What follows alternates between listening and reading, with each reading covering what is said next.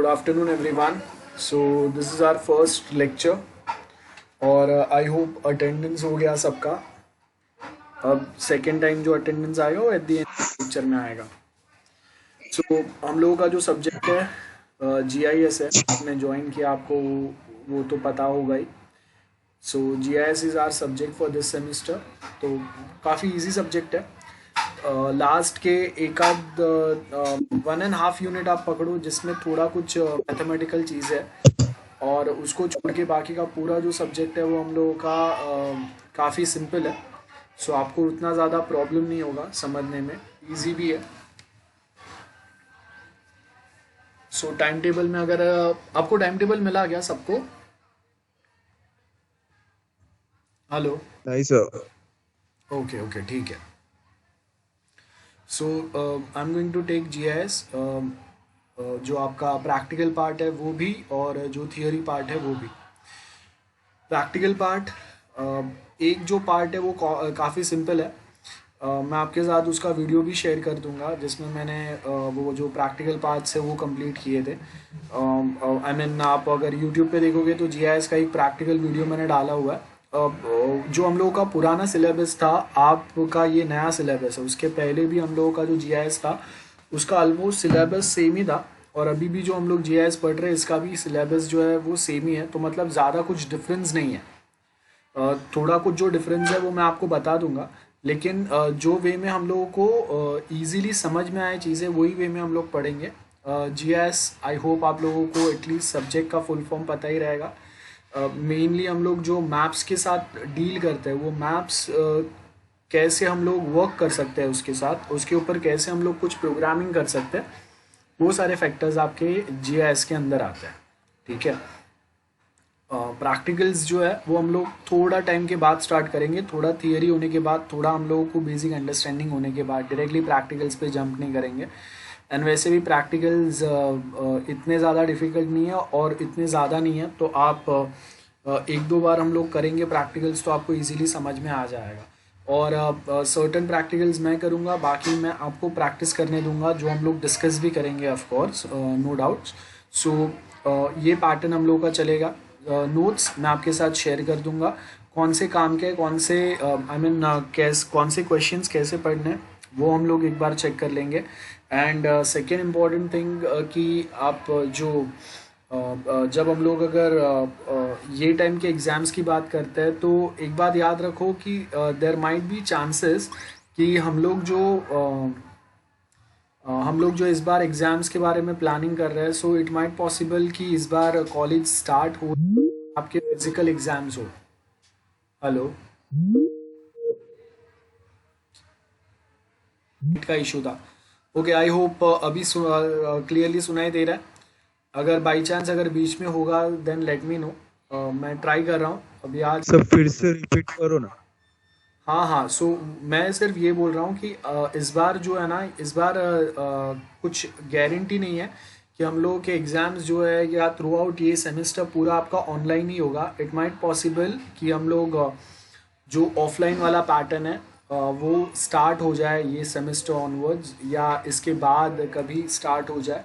So we don't have any clear picture about that right now. So you should be prepared like that only कि हम लोग theory और MCQs दोनों type के questions के लिए रेडी रहे. ठीक है.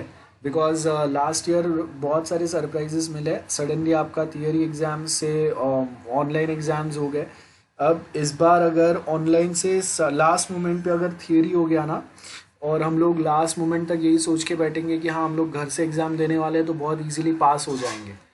सो अगर ऐसा हुआ तो बहुत ज़्यादा तकलीफ हो जाएगा. और सेम 6 है, this is last and final semester. ये सेमेस्टर में आप गलती से भी एक भी KT अफोर्ड नहीं कर सकते.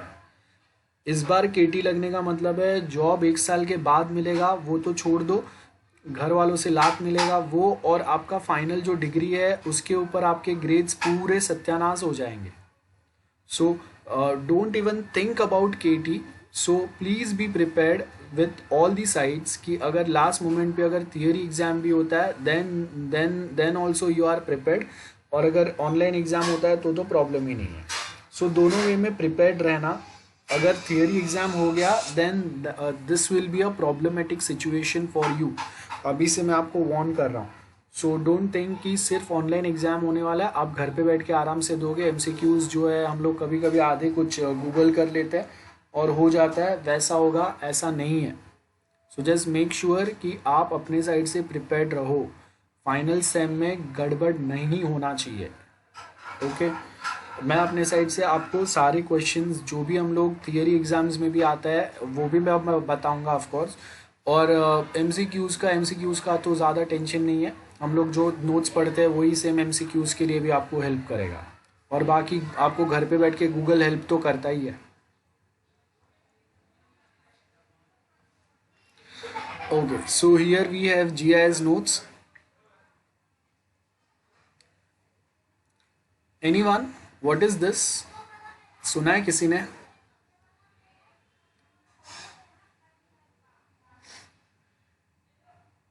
जल्दी से बताओ। India's GPS system.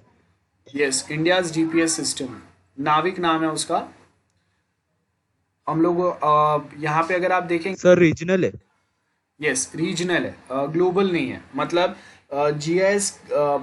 जीपीएस कैसे आपको थ्रू आउट वर्ल्ड कहीं पे भी हेल्प कर सकता है, वैसा ये नहीं है।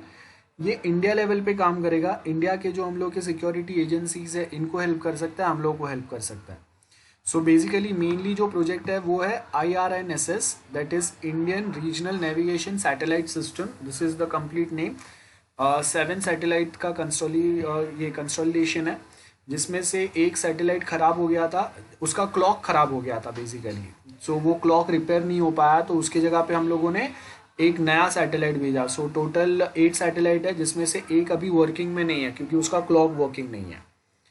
सो ये क्या करेगा ये सबको पता है, real and accurate position provide करेगा। आपने न्यूज़ में भी बीच में सुना रहेगा कि ये लास्ट जो हम लोगों ने सैटेलाइट भेजा था, जो सिक्योरिटी एजेंसीज के लिए हम लोग यूज़ करने वाले थे, वो सैटेलाइट ज़मीन पे 6 इंचज़ to 12 इंचज़ तक के अगर कुछ ऑब्जेक्ट्स है उसको भी क्लियरली बता सकता है, तो वो बहुत ज़्यादा बेनिफिट करेगा। उसके साथ में अभी के टाइम पे अगर आप देखेंगे कि हम लोगों के जो फिशरमैन्स है, फार्मर्स है, उनको एक्यूरेट एक वेदर प्रिडिक्शन नहीं मिलता है। सो ये जो हम लोगों का इसको हम लोग देसी जीपीएस भी बोलते हैं। आपने बहुत सारी प्लेसेस पे ये नाम भी सुना रहेगा। तो जो हम लोगों के फिशरमैन्स है, कभी कभी वो समंदर में चले जाते हैं और जो वेदर रिपोर्ट्स जो होते हैं वो एक्यूरेट नहीं होते हैं। तो सडनली पता चलता है कि आज कोई टॉर्नेडो लाइक सिचुएशन या ऐसा कुछ था, इनको प्रॉपर वेदर अपडेट्स नहीं मिले थे, जिसकी वजह से अभी they are in problem now. ये हो सकता है। तो जैसे ही हम लोग ये वाला जो नाविक सिस्टम जो है, इसको जैसे ही हम लोग ऑपरेशनलाइज करेंगे, यूएस का कैसा, उनका फार्मर्स के लिए उनका वेदर प्रिडिक्शन 70 to 75% एक्यूरेट है। 100% कोई एक्यूरेट नहीं रहता है with respect to weather. US का 70 to 75% है। 70% पकड़ो, 75 बहुत ज़्यादा हो गया।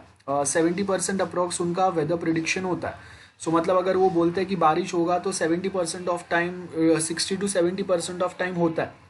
और इंडिया में अगर बोलते हैं कि भाई 2 दिन कंटिन्यूस बारिश होने वाला है, तो 10 to 20% ऑफ टाइम वो प्रिडिक्शन जो है वो करेक्ट आता है। 80% या 70% ऑफ टाइम वो प्रिडिक्शन जो है वो प्रॉपर नहीं रहता है। सो उसको एक्यूरेसी लेवल बढ़ाने के लिए, जिससे हम लोग के फार्मर्स को बेनिफिट हो, लॉस कम हो। जैसे अभी बहुत बार होता है कि हम लोग के जो फार्मर्स है वो फार्मर्स कुछ अपना फार्मिंग करते हैं और उसके बाद वेदर का एग्जैक्ट उनके पास रिपोर्ट नहीं रहता है, तो उन्होंने जो भी मेहनत किया रहता है वो पूरा मेहनत पानी में चले जाता है। बारिश होता है या कहीं पे अगर कोई ठंडा प्लेसेस है तो वहाँ पे और कोई प्रॉब्लम्स आ सकता है। तो अगर हम लोग ऐसे कोई सिस्टम्स अगर यूज़ करेंगे तो वो हम लोगों को बेनिफिशियल होगा। ठीक है, अब मैं आपको ये जो IRNSS है उसका एक छोटा सा वीडियो बताता हूँ, ध्यान से देखना। उसके बाद हम लोग फिर अपना सब्जेक्ट स्टार्ट करते हैं। स्टडी IQ, मैं हूँ प्रशांत धवन। काफ़ी बार आपने इसरो से रिलेटेड ये टर्म सुनी होगी। इस वीडियो में मैं आपको बहुत ही सिंपल तरीके से क्रिस्टल क्लियर कर दूंगा कि इन सब का मतलब क्या है और इन सब की इंपॉर्टेंस क्या है। So a lot to know, a lot to discuss. As always, let's start. ना रिसेंटली आपने काफ़ी सुना होगा नाविक के बारे में। नाविक काफ़ी हद तक न्यूज़ में बताया जा रहा है कि इसरो की जो कमर्शियल आर्म है एंथ्रिक्स, ये बहुत ही जल्दी नाविक का जो कमर्शलाइजेशन का प्रोसेस है ये कंप्लीट कर देगी। इसका मतलब क्या है? इसका मतलब ये है आपका जो मोबाइल फ़ोन है, आपके पास एंड्रॉयड या जो भी होगा, उसमें आपने देखा होगा आपके पास गूगल मैप्स की ऑप्शन आती है। आप गूगल मैप्स खोल लीजिए और आप जीपीएस के थ्रू आप नेविगेशन कर सकते हो। आपको अगर मान लो एक जगह से जाना है दूसरी जगह तो आप जा सकते हैं। आपको पूरा रास्ता जो है वो जीपीएस के थ्रू पता लगेगा ना। बहुत ही जल्द क्या होगा कि इंडिया में आपको ऐसे फ़ोन मिलने स्टार्ट हो जाएंगे जहां पर नाविक होगा, मतलब कि वो जीपीएस की जगह वहां पे आपको नाविक का ऑप्शन मिलेगा। इसरो के नाविक से आपको वो इन्फॉर्मेशन मिलेगी जो इससे पहले आप जीपीएस से यूज़ कर रहे थे। ये प्रोसेस मोस्ट प्रोबेबली 6 से लेकर 7 महीने के अंदर कंप्लीट हो जाएगा। नाउ नाविक के साथ आपने एक और बहुत ही फेमस एक्रोनिम के बारे में काफ़ी पढ़ा होगा, ये है IRNSS। नाउ IRNSS क्या है? What exactly is this? ये है Indian regional navigation satellite system. Now ये तो है IRNSS की फुल फॉर्म। इसके अलावा नाविक भी है। नाविक की फुल फॉर्म है नेविगेशन विद इंडियन कॉन्स्टलेशन। इसके अंडर ये जो दोनों चीज़ें सेम है, इसके अंडर इसरो ने टोटल 9 सैटेलाइट्स लॉन्च करी। इनमें से एक सैटेलाइट का लॉन्च फेल हो गया था, एक लॉन्च होने के बाद फेल हो गई थी। तो टोटल आज के टाइम में नाविक के अंडर जो एक्टिव ऑपरेशनल सैटेलाइट्स लॉन्च हमने कर रखी हैं वो है 7। ये चीज़ आपको याद रखनी है। ना दूसरी बात यहाँ पर यह आती है कि नाविक काम कैसे करता है। ये जो 7 सैटेलाइट्स है ये हमने अंतरिक्ष में लॉन्च कर दी। ये आप देख सकते हैं इस तरीके से सैटेलाइट्स काम कर रही हैं। इनका जो पूरा फोकस है वो इंडिया के आसपास के रीजन में है। मोर स्पेसिफिकली आप कह सकते हैं साउथ एशिया पे है। तो इंडिया और इंडिया के आसपास का जो रीजन है अराउंड 1500 किलोमीटर का, उनको ये सैटेलाइट्स मॉनिटर कर रही हैं। और जो इन्फॉर्मेशन आपको जीपीएस के थ्रू मिलती थी ना, जीपीएस तो ग्लोबली है, जीपीएस आप इस्तेमाल कर लो रशिया में, ऑस्ट्रेलिया में, जापान में, कहीं भी। तो नाविक की ग्लोबल रीच तो नहीं है, मगर इस रीजन में साउथ एशिया में ये जीपीएस जैसा ही काम करता है। आपको अगर नेविगेशन करनी है, आपको रास्ता पता करना है, आपको मैप्स चाहिए, ये सारी चीज़ें आपको नाविक प्रोवाइड कर सकता है। और नाविक में जो 7 सैटेलाइट्स हैं इनमें से 3 तो हैं जियो स्टेशनरी ऑर्बिट में और 4 है जियो सिंक्रोनस ऑर्बिट में। इसका मतलब क्या होता है? पहले अगेन बेसिक्स, ये जो सैटेलाइट्स हैं ये लो अर्थ ऑर्बिट में नहीं है। अगर मान लीजिए आप देखें इंटरनेशनल स्पेस स्टेशन या फिर जो हमारी रिमोट सेंसिंग सैटेलाइट्स होती हैं बहुत सारी, ये हमने लॉन्च कर रखी है धरती के सरफेस से करीब 400 किलोमीटर की ऊंचाई पर। ये होता है लो अर्थ ऑर्बिट। ये जो सैटेलाइट्स है नाविक वाली, ये धरती के सरफेस से करीब 36,500 किलोमीटर की दूरी पर है। तो ये काफ़ी ज़्यादा दूर है। अब ये जो ऑर्बिट है करीब 36,000 किलोमीटर की दूरी पर, वहाँ पर भी एक डिफ्रेंशिएशन आती है जियो स्टेशनरी और जियो सिंक्रोनस में। फ़र्क क्या है? देखिए फ़र्क काफ़ी बेसिक जो ये है कि जो जियो स्टेशनरी ऑर्बिट होता है आपका, उसमें क्या है कि धरती का जो इक्वेटर है, जो हमने मान रखा है इमेजिनरी इक्वेटर, उसके बिल्कुल हिसाब से सैटेलाइट ऑर्बिट करती है। और जियो सिंक्रोनस जो है वो थोड़ा सा टिल्टेड होता है, ठीक है। ये जो मेन डिफरेंस है ये आपको याद रखना है। While geostationary orbit lies on the same plane as the equator, the geosynchronous satellites have some inclination. तो इतना तो आपसे एग्जाम में पूछेंगे नहीं, बस याद रख लेना कि जो ये नाविक सैटेलाइट्स हैं इनमें से 3 जियो स्टेशनरी में है और 4 जियो सिंक्रोनस ऑर्बिट में है। ना यहाँ पे एक बहुत ही बेसिक क्वेश्चन आता है कि क्या नाविक बेसिकली जीपीएस जैसा ही है? नहीं, जीपीएस पहली बात तो बिलोंग करता है यूएसए को। और जो बेसिक डिफरेंस है बिटवीन नाविक और जीपीएस वो ये है कि ये जो जीपीएस है ग्लोनस रशिया का है, और उसके अलावा चाइना का बाइडू और यूरोप का गैलीलियो, ये सब GNSS हैं। GNSS मतलब कि ग्लोबल नेविगेशन सैटेलाइट सिस्टम्स। इसका मतलब ये है कि ये धरती के सिर्फ एक कोने को कवर नहीं करते, ये पूरी अर्थ को कवर करते हैं। आप ग्लोनस को यूज़ कर सकते हैं, अर्जेंटीना से लेकर ऑस्ट्रेलिया से लेकर न्यूजीलैंड कहीं भी यूज़ कर सकते हैं। पूरी अर्थ को ग्लोनस कवर करता है। सिमिलरली जीपीएस भी पूरी अर्थ को ही कवर करता है। नाविक आप अगर देखें तो ये RNSS है, मतलब कि रीजनल नेविगेशन सैटेलाइट सिस्टम है। इसलिए मैंने आपको बताया था कि जब हम नाविक की बात करते हैं तो इसे हम IRNSS भी कहते हैं, क्योंकि रीजनल नेविगेशन सैटेलाइट सिस्टम तो है, मगर किस रीजन का? इंडियन रीजन का। तो इसलिए हम RNSS में ऐड कर देते हैं आई। तो यहाँ पर ये बन गया Indian regional navigation satellite system, मतलब के नाविक। अब मैं मानता हूँ कि आपके माइंड में क्लियर हो गया होगा कि नाविक क्या है और उसके अलावा IRNSS क्या है। नाउ अब यहाँ पे बात आती है गगन की। ये तो जो 3 टर्म्स है ये हमने समझ ली। गगन बेसिकली क्या है? गगन की फुल फॉर्म है GPS aided geo augmented navigation. Gagan का जो प्राइम रोल है, हालांकि इसका जो आप अगर देखें इसके जो काम है काफ़ी सारे हैं, ये नाविक को भी असिस्ट करेगा, मगर जो इसका प्राइम रोल है वो हमारे एविएशन सेक्टर के लिए है। ये आपको याद रखना है। जो इंडिया में एयरप्लेन्स लैंड करते हैं, एयरप्लेन्स टेक ऑफ करते हैं। वीडियो का साउंड ऑडिबल है ना आप सबको? Hello, yes sir. हाँ सर। Yes sir. उनको भी इंडिया में आपको पता होगा नेविगेशन की आवश्यकता है, तो वो जो नीड है पूरी करता है गगन।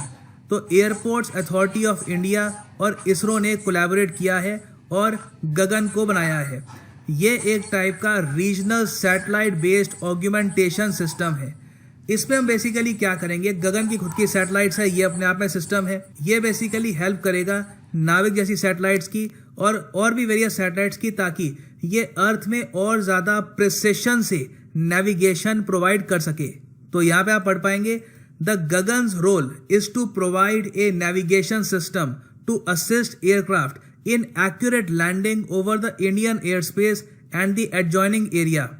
नाउ यहाँ पे आप अगर सोचेंगे, अच्छा तो गगन को हमने इंडियन एयरप्लेन्स के लिए बनाया है, ये एक तरीके से हमारी जो ऑलरेडी यहाँ पर सैटेलाइट्स है फॉर नेविगेशन उनको हेल्प करेगा, साथ ही साथ अपनी तरफ से भी नेविगेशन में इम्प्रूवमेंट लाने की कोशिश करेगा, प्राइमरली एविएशन सेक्टर के लिए, एयरप्लेन्स के लिए। मगर इंडिया से बाहर अगर ये एयरप्लेन्स जाएंगे तो इनको प्रॉब्लम्स नहीं होगी। बाकी जो कंट्रीज हैं वहाँ पर भी इस टाइप का सैटेलाइट बेस्ड ऑग्यूमेंटेशन सिस्टम नहीं है। फॉर एग्जांपल जैसे मैंने आपको बताया USA के पास GPS है, रशिया के पास ग्लोनस है, तो उसी की तरह ये ऑग्यूमेंटेशन सिस्टम इन्होंने बना रखा होगा फॉर एयरलाइंस। जी हाँ, बना रखा है। USA के पास है वास, रशिया के पास है SDCM, इसकी फुल फॉर्म याद रखने की आवश्यकता नहीं है। यूरोप के पास है एग्नोस। इसी तरीके से चाइना और जापान के भी एग्जिस्ट करते हैं। इंडिया का यहाँ पे आप देखोगे है गगन। सो ये जो various satellite based augmentation systems हैं, इनसे सबसे ज़्यादा हेल्प मिलती है एयरप्लेन्स को, वो आराम से लैंड कर पाते हैं ना। इन सब चीज़ों के अलावा गगन का एक और काम ये है आयनोस्फेयर को स्टडी करना।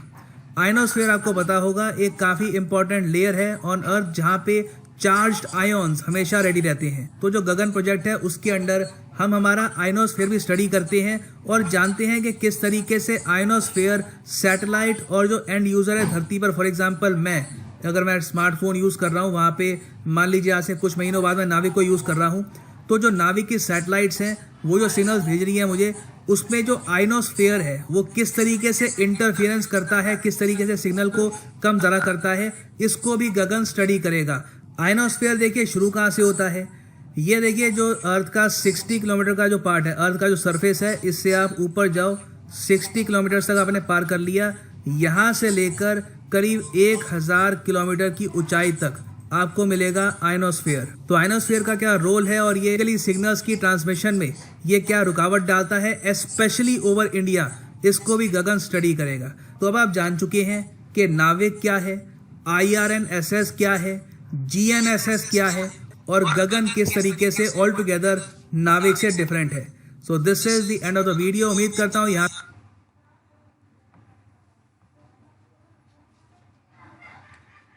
ओके।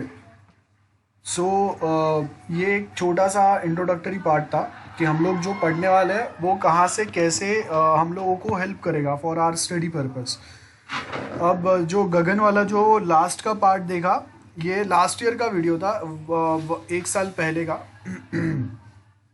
एज आई सेड कि IRNSS के जो 7 सैटेलाइट्स थे उसमें से एक सैटेलाइट का क्लॉक जो है वो ख़राब हो गया था, जिसकी वजह से वो मिशन डिले हो गया। सो अभी भी वो ऑपरेशनल नहीं हुआ है। जो हम लोग का नाविक सिस्टम है वो बहुत जल्दी ऑपरेशनल होने वाला है। और गगन के लिए रिसेंटली गवर्नमेंट ने 10,000 करोड़ का बजट भी पास किया। सो वो बहुत जल्दी से बहुत प्रॉपरली ऑपरेशनल हो ही जाएगा। सो ये आपका बेसिक वाला पार्ट था। अब इसके साथ अभी हम लोग अपना जो GIS जो वाला पार्ट है वो स्टार्ट करते हैं। सो ये आपका इंट्रोडक्शन था कि आज के टाइम पे हम लोग जो भी कुछ अगर पढ़ने वाले हैं उसका बेनिफिट कहाँ कहाँ पे होगा। तो अगर मुझे कहीं पे अगर टेरिटोरियल एरिया में कुछ फाइंड आउट करना है, मरीन नेविगेशन सिस्टम देखना है, आप देखो कि कहीं पे अगर हम लोग को पता चलता है कि यहाँ पे गोल्ड है, यहाँ पे कोल है, यहाँ पे हम लोगों को ऑयल मिल सकता है, ये सब कैसे पता चल सकता है? तो उसके लिए भी ज्योग्राफी हम लोग पढ़ते हैं। ज्योग्राफी मतलब मैप्स, उन वो प्लेस का हिस्ट्री कि वहाँ पे पहले कैसे रॉक्स थे और वहाँ का क्लाइमेट पहले कैसा था, वहाँ पे कोई वॉल्केनोस थे या नहीं थे। ये सारे सिचुएशंस कंसिडर करके फिर हम लोगों को पता चलता है कि कौन से एरिया में ऑयल, गोल्ड, डायमंड्स ऐसा कुछ मिल सकता है या नहीं मिल सकता है। At same point of time disaster management, आप देखो कि आपने कोलकाता साइड, आई मीन हम लोग का जो नॉर्थ ईस्ट साइड जो है, south east and north east India वाला साइड जो है, वहाँ पे आपने बहुत बार देखा रहेगा कि सी साइड से आपको वहाँ पे कोई ना कोई टॉर्नेडो या ऐसे काइंड ऑफ सिचुएशन मिलते हैं। सुनामी कहीं पे अगर आना है या फिर अर्थक्वेक अगर आता है तो वो कहाँ पे ज़्यादा आ सकता है, उसकी क्या रीजंस है, और अगर tornado kind of a situation अगर आता है तो वो कहाँ पे आ रहा है, जिसको हम लोग कैसे सॉल्व कर सकते हैं, वो भी यहाँ पे दिया हुआ है। व्हीकल ट्रैकिंग, ये तो हम लोग को पता ही है, हम लोग जो ओला उबर यूज़ करते हैं उसके अंदर भी आपको इजीली मैप मिलता है। Integration with mobile phones, of course ये तो ज़रूरी है, अदरवाइज़ ये मैप्स यूज़ कौन करेगा। सो मेनली जो high precision and high accuracy वाले जो सैटेलाइट्स रहते हैं, जो बहुत ही प्रिसाइज्ड इंफॉर्मेशन देता है, those are always used for military and government purposes like navy, air force, India जो हम लोग का ग्राउंड फोर्सेस रहते हैं, ये सारे वो highly accurate satellite systems use करते हैं, सैटेलाइट सर्विसेज यूज़ करते हैं। आपने मूवीज़ में देखा रहेगा कभी, जो हम लोगों के रॉ ऑफिसर्स रहते हैं या फिर जो हम लोग के नेवी वाले रहते हैं, इंडियन नेवी वाले, या फिर जो हम लोग के ग्राउंड फोर्सेस रहते हैं, उनको अगर सैटेलाइट अगर लॉन्च करना है तो उनको वो प्रिसाइज लोकेशन पे ही टारगेट होना बहुत ज़रूरी है। आप देखो कि बहुत बार GPS जो हम लोग यूज़ करते हैं वो नॉर्मली हम लोग गूगल मैप के ऊपर कोई एक लोकेशन अगर देखते हैं ना, लाइक अगर मुझे सपोज स्विगी से अगर फूड ऑर्डर करना है, तो अगर मैं अपना करंट लोकेशन अगर उस पर ट्रेस करूँगा ना, तो वो एग्जैक्ट लोकेशन नहीं बताता है। कभी कभी ऐसा होता है कि मेरे आगे के 2-4 बिल्डिंग या पीछे के 2-4 बिल्डिंग जो रहेगा उसका वो लोकेशन ट्रेस करता है। अब आप देखो कि अगर ऐसा ही अगर मिसाइल के साथ में हो गया कि हम लोगों ने जब मिसाइल का एग्जैक्ट पोजीशन उसका GPS लोकेशन सेट किया, तो जो बिल्डिंग पे हम लोगों को फोकस करने वाला था उसका 3 बिल्डिंग छोड़ के उसने कोई दूसरा बिल्डिंग पे अगर अटैक हो गया, तो जिसको मारना था वो छोड़ के कोई दूसरे ही मर जाएंगे। गेटिंग? सो इसके लिए precise location is very very very important when we talk about our defence forces. तो उनके लिए जो एक्यूरेसी रहता है वो बहुत ज़्यादा हाई रहता है, उसका कॉस्टिंग भी बहुत ज़्यादा आता है। सो नॉर्मल पब्लिक के लिए वो अवेलेबल नहीं रहता है। Only for special security and government purposes those things are available. आपने वो उरी अटैक जो देखा रहेगा मूवी, उसके अंदर भी जो एग्जैक्ट जो प्रिसाइज लोकेशंस वो प्रोवाइड करते हैं, उसके लिए भी एक अलग सैटेलाइट्स यूज़ होते हैं जो सिर्फ गवर्नमेंट के वो स्पेसिफिक पर्पस के लिए ही हमेशा डेडिकेटेड रहता है, वो नॉर्मल पब्लिक के लिए नहीं रहता। सो उसका टाइम भी बहुत प्रिसाइज रहता है। Clock synchronization is the most important part. आप देखो कि अगर मैं कोई एक लोकेशन पे हूँ, मेरा GPS लोकेशन है, या फिर मैंने ओला से अगर कोई एक राइड बुक किया है, सो वो पर्सन का मोबाइल में जो क्लॉक है that is also synchronize Google maps, and मेरा गूगल मैप जो है वो भी सिंक्रोनाइज्ड है सैटेलाइट के साथ में। एंड दैट इज वाई वो राइड मेरे तक 2 मिनट 3 मिनट कितने टाइम में पहुंचेगा ना, वो एग्जैक्ट लोकेशन मुझे पता चलता है। अगर क्लॉक अगर सिंक्रोनाइज नहीं रहेगा, so you can just imagine कि उसको डिस्टेंस बताएगा, उसको टाइम 5 मिनट बता रहा है, मुझे 15 मिनट बता रहा है, ऐसा नहीं होता है। सो हमेशा एक प्रिसाइज टाइम मिलता है आपको। Visual and voice navigation for drivers, ये भी हो सकता है। आपने गूगल मैप में देखा रहेगा ना, आपको वॉइस नेविगेशन आता है, तो अगर आपको ड्राइव करते टाइम पे अगर आप गूगल मैप का हेल्प ले रहे हैं तो वो आपको बताता है क्योंकि कहाँ से लेफ्ट टर्न लेना है, राइट टर्न लेना है, कहाँ पे रुकना है, ये सारी चीज़ें रहता है। ये वाला सिलेबस जो हम लोगों का पुराना वाला है, लेकिन इसमें से ऑलमोस्ट 60 to 70% चीज़ें आपके न्यू सिलेबस में हम लोग पढ़ लेंगे। बाद में मैं आपको जो नोट्स दूंगा उसमें मैं बता दूंगा। समझने के लिए ये बेस्ट चीज़ है, क्योंकि ये मैंने बहुत सिस्टमेटिक वे में बनाए हुए नोट्स है, तो आप ध्यान से देख लो, ये समझेगा तो जो नया सिलेबस है, this is our new syllabus, देखो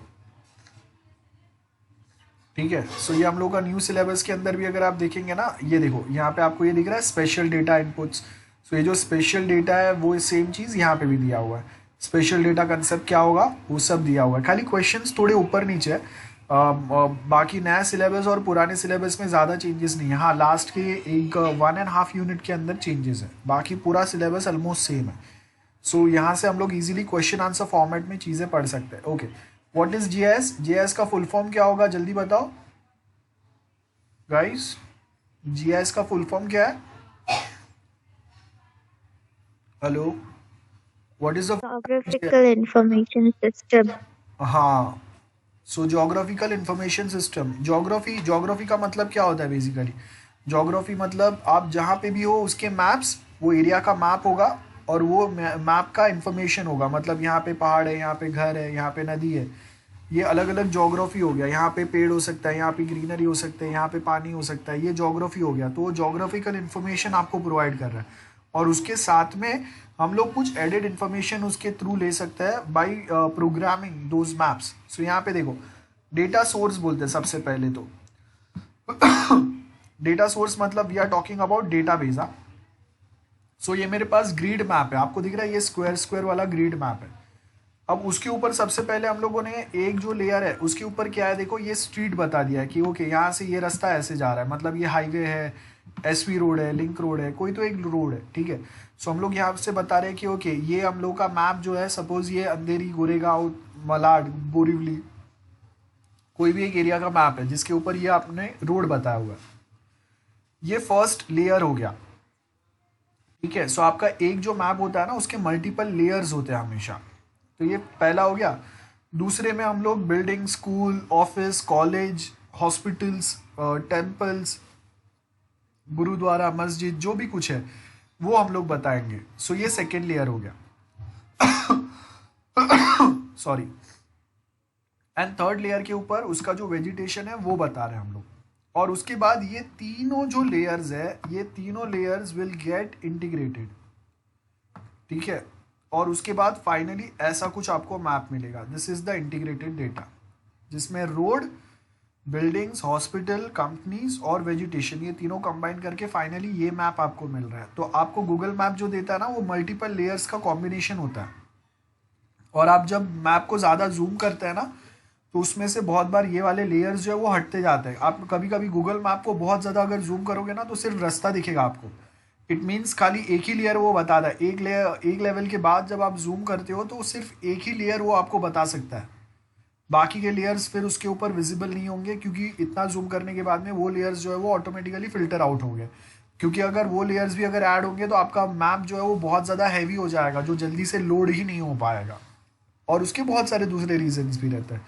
सो ये आपका इंटीग्रेटेड डेटा हो गया, ये आपका जीआईएस हो गया। तो जीआईएस में हम लोग के पास क्या रहेंगे, ये आपका मैप है जिसके ऊपर आपने रोड बताया, तो ये रोड कहाँ से कहाँ पास होगा, कौन से कोऑर्डिनेट रहेंगे, वो हम लोगों को डेटाबेस में हम लोग स्ट्रीट डेटा के थ्रू ये वे में स्टोर करेंगे उसका। सेम वे कहाँ पे, कौन से कोऑर्डिनेट पे कौन सा बिल्डिंग, हॉस्पिटल क्या है, उसके लिए अगेन उसका एक डेटाबेस टेबल स्टोर होगा, जिसको हम लोग सपोज बिल्डिंग डेटा बोल रहे हैं। Then we have suppose national park है, आर्य कॉलोनी है, सो वो वेजिटेशन वाला एरिया है, बराबर है, मतलब बहुत ज़्यादा ग्रीनरी एरियाज है, तो उसके इन्फॉर्मेशन हम लोग स्टोर करेंगे कि ओके यहाँ से ये पॉइंट से लेके ये पॉइंट तक वहाँ पे वो वेजिटेशंस है, जंगल है या फिर गार्डन है, what ever it might be. तो ये सब कंबाइन करके एक मैप बनाएंगे हम लोग। सो यहाँ पे अगर आप देखेंगे geographical information system, capturing, storing, checking and displaying data related to position on earth surface. तो पानी है, पहाड़ है, हर एक चीज़ के अलग अलग मैप रहते हैं। रिमेंबर, अंडरग्राउंड जो आपने हम लोग देखते हैं ना, अंडरग्राउंड जो पाइपलाइंस बनते हैं या फिर गटर होते हैं, सीवेज लाइंस होते हैं, तो ये सारे का एक अलग से मैप होता है हमेशा। और जब वो रोड कंस्ट्रक्शन हो रहा है या रोड पे कहीं पे खड्डा कर रहे हैं ना, तो वो टाइम पे वो जो लोग खड्डा कर रहे हैं ना, उनको ये मैप दिए रहते हैं। लेकिन वो मैप पे एक्यूरेसी प्रॉपर नहीं रहता है, और उसकी वजह से बहुत बार, या फिर जो मैप इंटरप्रेट कर रहे हैं ना उसको वो प्रॉपर इंटरप्रिटेशन नहीं आता, जिसकी वजह से बहुत बार हम लोग देखते हैं कि वो रोड पे कोई रोड का काम करते हुए कोई पाइपलाइन टूट गया, ये हो गया, वो हो गया, आपने बहुत बार देखा रहेगा। सो उसका मेन रीज़न ये रहता है। और उसके साथ क्या बोला है, by relating seemingly unrelated data GIS can help individual as well as organization for better understanding spatial patterns, ये सब आएगा यहाँ पे, ठीक है। So GIS technology is crucial with special infrastructure दिया आपको। Now remember here we have a special part, we have two terms English में। एक होता है स्पेशल मतलब हम लोग बोलते हैं ना क्या स्पेशल है आज बर्थडे पार्टी में, और एक स्पेशल होता है। स्पेशल का मतलब है डिटेल इन्फॉर्मेशन प्रोवाइड करना। जैसे यहाँ पे आपको बोला है कि स्पेशल डेटा कंसेप्ट, मतलब आप स्पेशल में डेटाबेस ऐड करेंगे with respect to their street या बिल्डिंग इन्फॉर्मेशन, उसका स्पेशल इन्फॉर्मेशन मतलब उसका डिटेल इन्फॉर्मेशन हम लोग यहाँ पे ऐड करेंगे। सो देखो यहाँ पे क्या बोला है, GIS technology is crucial part of special data infrastructure. जैसे वाइट हाउस है, सो उसके अंदर क्या technology, policy, standard, human resource क्या है, ये सब का हम लोग नेसेसरी क्या क्या चीज़ें लगेंगी, ये सब हम लोग स्पेशल डेटा यहाँ पे ऐड करेंगे। I'll give you one Google definition. Spatial meaning, देखो यहाँ पे स्पेशल मीनिंग क्या बता रहा है,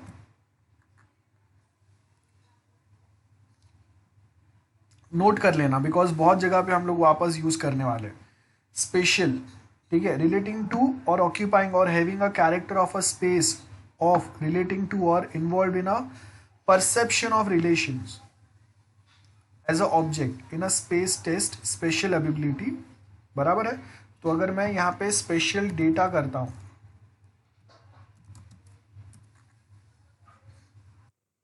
व्हाट इज स्पेशल डेटा, देखो क्या बोला है, considered whether you know it और नॉट, स्पेशल डेटा ऑलवेज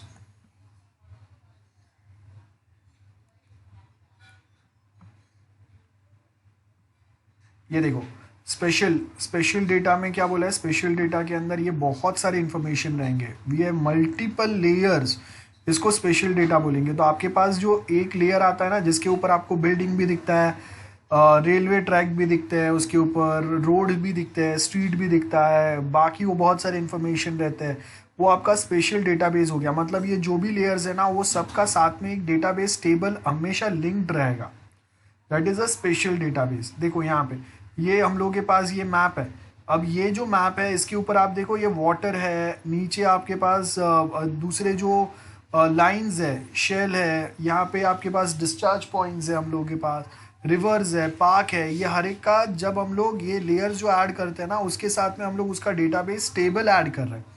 तो ये जो डेटाबेस टेबल अगर नहीं होगा ना तो ये मैप के ऊपर लोकेशंस पे कौन से लोकेशंस पे क्या चीज़ आना चाहिए वो कभी पता ही नहीं चलेगा। सो वो जो है ना वो हम लोगों का मेनली ये जो पार्ट है ना ये हम लोगों का मेनली स्पेशल डेटा का पार्ट है। सो देखो यहाँ पे स्पेशल डेटा लेयर आपका ये जो भी लेयर्स आपके मैप के ऊपर है उसका इन्फॉर्मेशन बताने वाला जो चीज़ रहता है उसको स्पेशल डेटा बोलते हैं हम लोग। सो डेटा साइंस है आपका, डेटा साइंस का मतलब है डेटाबेस कैसे हैंडल करने हैं, कैसे क्वेरी लिखने हैं वो, और जीआईएस का मतलब कौन सा लोकेशन, कौन से मैप्स है। तो आप जब डेटाबेस के साथ लोकेशंस कनेक्ट करते हैं तो आपको एग्जैक्ट लोकेशन, एग्जैक्ट इन्फॉर्मेशन मिल पाता है हर एक एक्यूरेट चीज़ का, उसको हम लोग स्पेशल डेटा बोलते हैं। नोट कर लेना ये डायग्राम, नोट कर लेना ये डायग्राम, देखो मैं चैट में डाल देता हूँ तो आपको क्लियर याद रहेगा।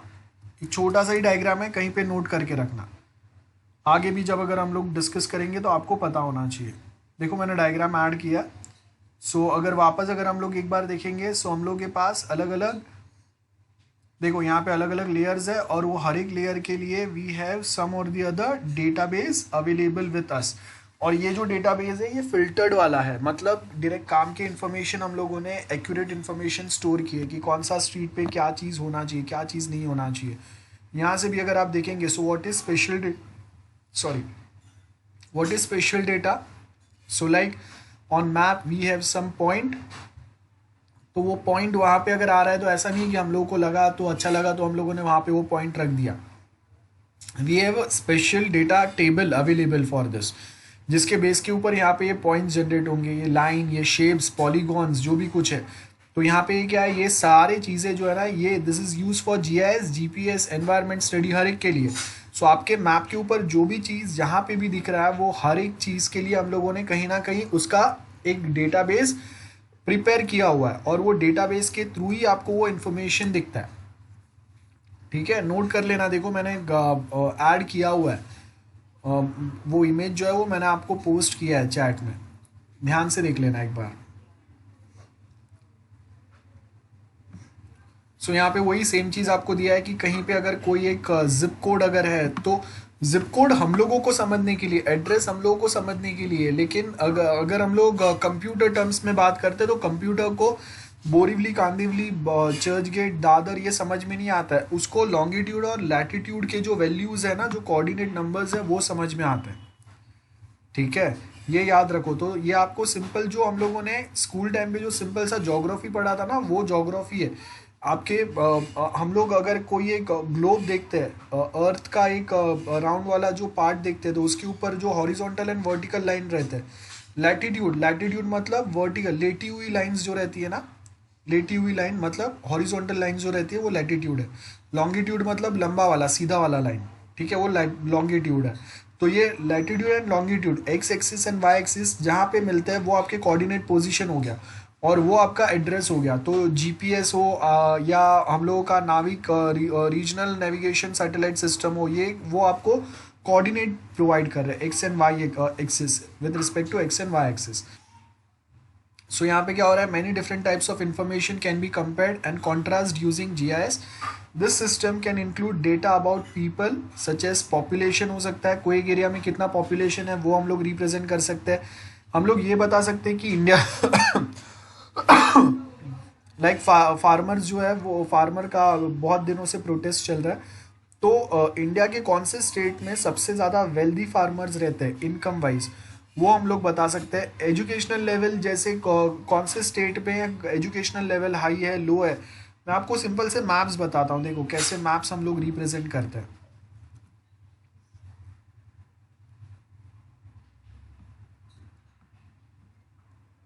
सो यहाँ पे अगर आप देखेंगे एजुकेशनल मैप ऑफ इंडिया, सो देखो यहाँ से आपको क्या पता चलेगा, लिटरेसी लेवल कौन से स्टेट में ज़्यादा है, कौन से स्टेट में कम है, वो यहाँ से हम लोग देख सकते हैं। ठीक है, देन सेम वे अगर मुझे चाहिए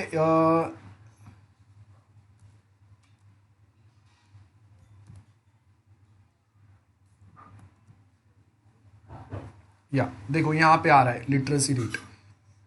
सो लिटरेसी रेट क्या बोला है, देखो 86 to 95% ऑफ पीपल जहाँ पे लिटरेट है, वो कौन सा एरिया है, वो यहाँ पे दिया हुआ है, ग्रीन कलर में बताया।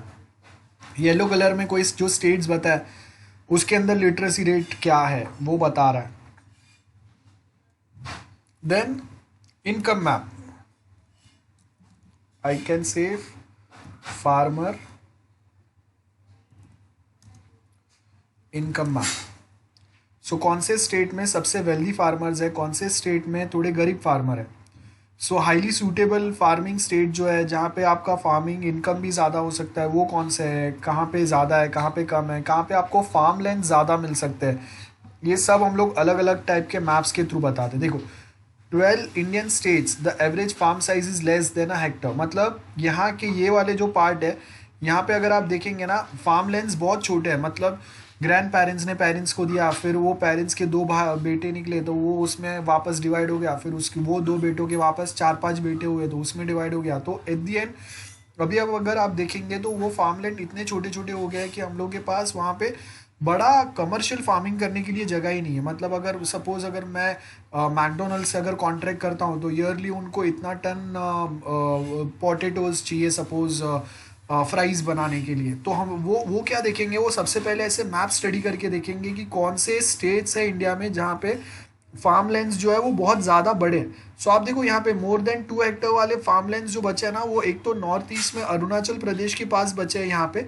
और ये जो पंजाब हरियाणा वाला जो पार्ट है वहाँ पे बचा है। तो मेनली क्या होगा, यहाँ के जो फार्मर्स है ना वो कॉन्ट्रैक्ट फार्मिंग में ज़्यादा इन्वॉल्व रहेंगे, and that is the reason कि अभी का फार्मर प्रोटेस्ट जो है ना, इसमें सबसे ज़्यादा फार्मर्स यहाँ के ही इन्वॉल्व है, क्योंकि इनके ही लैंड सबसे बड़े हैं, ये ही इंडस्ट्रीज़ के साथ सबसे ज़्यादा कनेक्टेड है, और उसी की वजह से इनको ज़्यादा फर्क पड़ रहा है। ये जो छोटे 1-2 हेक्टर वाले जो फार्मर्स हैं इनको फ़र्क नहीं पड़ता ये कहाँ पे भी अपना सामान बेचे, उनको अपना जो थोड़ा बहुत प्राइस जो है वो मिल ही जाता है। जैसे महाराष्ट्र के फार्मर है, यहाँ पे कहीं पे अगर मंडी रहेगा तो आप देखो बहुत बार वो फार्मर्स जो है वो अपने आजू बाजू के सिटी एरियाज़ में जाके डायरेक्टली सामान बेच देते हैं, सो उनको फ़र्क नहीं पड़ता। ये जो बड़े फार्म लैंड्स वाले जो फार्मर्स हैं उनको गवर्नमेंट पॉलिसी से बहुत ज़्यादा फ़र्क पड़ता है, बिकॉज इनका पूरा एक बिजनेस लेवल तक का काम होता है। सो उसकी वजह से they are trying to they are basically convincing और they are protesting against the government policies. So अगर कोई छोटे फार्मर्स है वो अगर बोलते हैं कि ये करेक्ट है रॉन्ग है, सो उनको एग्जैक्टली पता नहीं है, क्योंकि वो बहुत कम एरियाज में फार्मिंग कर रहे हैं। जो बड़े एरिया में फार्म कर रहे हैं ना, जिनका प्रोफेशनल लेवल पे फार्मिंग चल रहा है, जिनका बहुत बड़ा एक बिजनेस चल रहा है, जिनके पास बहुत बड़े लैंड्स है, उनको कैसे लेवल पे इम्पैक्ट कर रहा है वो यहाँ से पता चलेगा। देखो इनकम इनइक्वालिटी कैसे है, कहाँ पे है, वो हम लोग यहाँ पे मैप से बता सकते हैं।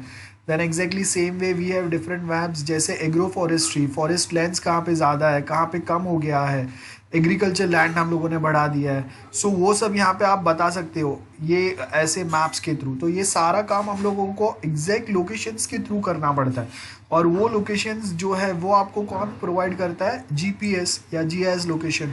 और आप कौन से स्पेसिफिक एरिया के बारे में बात कर रहे हैं वो भी कैसे पता चलेगा, तो हम लोग हमेशा एक नॉर्थ एरो मैप के ऊपर रखते हैं। देखो ये लेजेंड्स है, लेजेंड्स का मतलब है आपके मैप के ऊपर कौन सा कलर आपने दिया है, कौन सा डिज़ाइन आपने दिया है और उसका मतलब क्या है, वो हम लोग यहाँ पे ये लेजेंड के थ्रू प्रोवाइड करते हैं। नीचे स्केल बताते हैं हम लोग कि ये जो मैप है सपोज वो एक मिलीमीटर मतलब 1 किलोमीटर है,